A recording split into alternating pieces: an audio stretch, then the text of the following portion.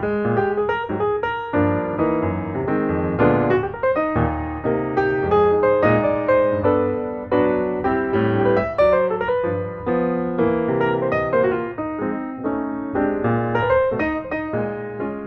dans le métier d'antiquaire, là, ce qui me passionne beaucoup, là, c'est, admettons, on va dire, l'aspect qu'on va découvrir des choses qu'on n'a jamais vues, on fait des recherches, on trouve que c'est intéressant ou que c'est recherché par des collectionneurs.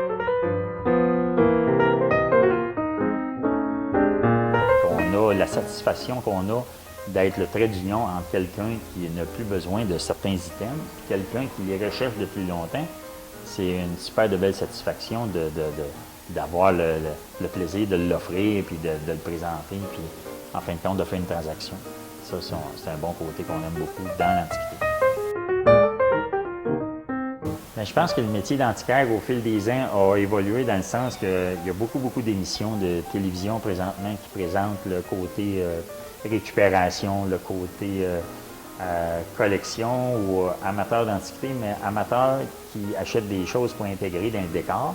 Et présentement, c'est plus comme un amalgame des antiquités et du moderne, du contemporain, qui fait que le décor est chaleureux, mais qui n'est pas surchargé comme, par exemple, les décors de 35-40 ans où les gens qui collectionnaient étaient plus, on va dire, plus vraiment partis à collectionner n'importe quoi.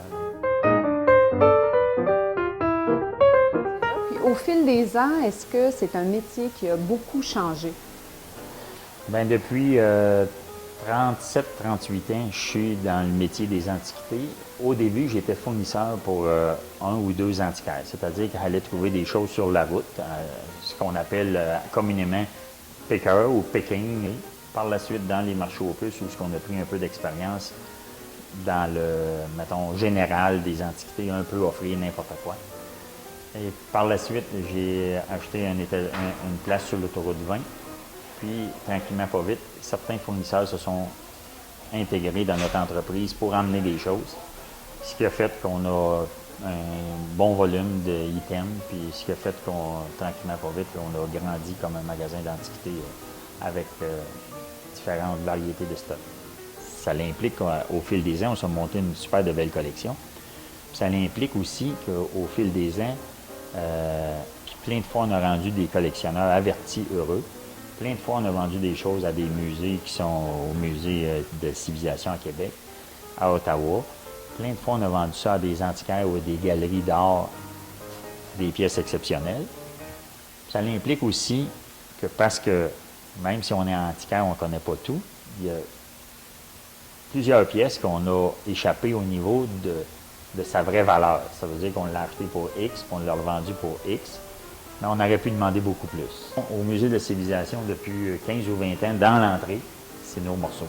Ils ont décidé que ça représentait l'art populaire québécois. C'est un monsieur qui avait coupé il y avait un arbre pourri dans sa cour, un gros arbre. Il a décidé qu'il sculptait un bonhomme là-dedans, un gros bonhomme, puis une grosse bonne femme. Un gros arbre. Quand ils ont acheté le terrain, moi, j'arrivais là, puis j'ai dit, je suis intéressé d'acheter ça. Ils ont dit, il n'y a pas de problème. Là, on l'a coupé, ils vont être allés chercher. Puis le musée est arrivé ici, puis ils l'ont saisi. On en veut, on le veut absolument. Quand moi, j'ai commencé, là 38 ans, les cousins et les autres ont commencé, là, 40 ans là-dedans. J'étais allé voir, puis ils avaient dit, hey, quelle sorte de truck que je devrais acheter, un 3/4 de tonne ou un demi-tonne. Ils m'avaient dit, Michel, c'est fini, l'antiquité ne commence pas là-dedans. Ils m'ont dit ça. On n'en trouve plus. L'antiquité, ça ne marche pas. C'est le 38 ans. Eux autres, dans ce temps-là, ils disaient, la relève, c'est fini, il n'y en a plus. Puis te dire à quoi ça consiste, être antiquaire, tu vas rencontrer mes conseillers ici, qui sont jeunes comme toi, puis qui vont te dire qu'ils ont du fun là-dedans au bout. Elle voulait descendre de Ottawa pour venir m'interviewer ici, pour que je signe son interview, pour son travail d'université. Elle était crinquée en tabarouette. Moi, j'ai dit, je t'écoute, là. J'étais tellement d'enthousiasme, c'est certain que tu vas réussir là-dedans. Mais elle dit, j'ai téléphoné à des antiquaires ici, puis ils ne veulent pas me recevoir. Ben, elle dit, moi, ça me fait plaisir de te recevoir, puis il y a de la place pour toi, c'est incroyable. À partir du moment que tu es passionné, puis que tu veux, mettons, que tu développes certaines qualités et connaissances au niveau d'être marchande, puis bien négocier tes items, puis les présenter à des clients. Tu vas avoir du fun là-dedans, c'est incroyable, puis there's no limit.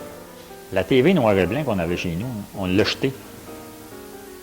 Mais dans 40 ans, il y a quelqu'un qui va te demander où tu mis la vieille TV. Il aimerait ça l'avoir dans le décor. C'est ça que nos parents y ont fait. Et où est-ce qu'ils ont mis le vieux coffre?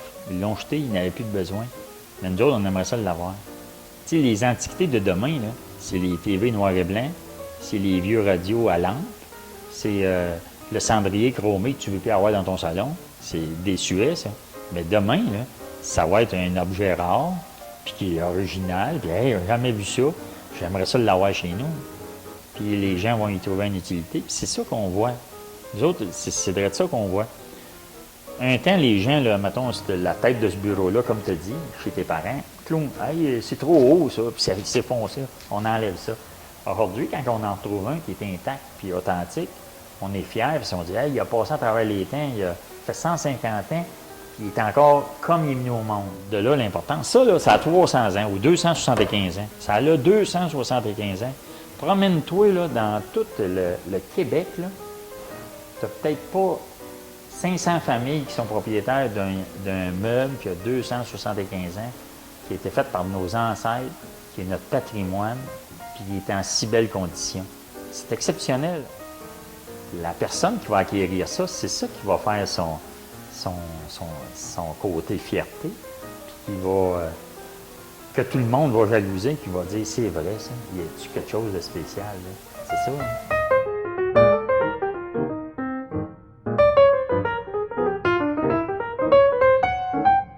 À votre avis, Michel, à quel avenir est voué le monde de l'Antiquité ici au Québec?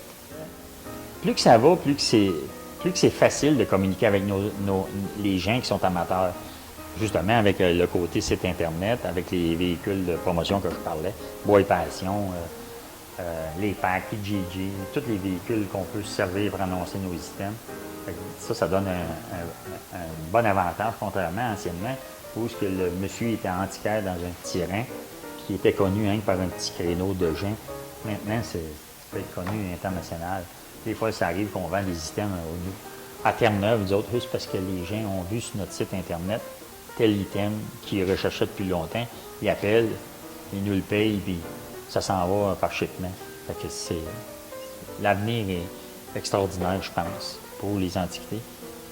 À cause aussi de toutes les émissions de télévision qu'il y a, là, qui parlent des designers, qui parlent d'incorporer des antiquités, et ainsi de suite.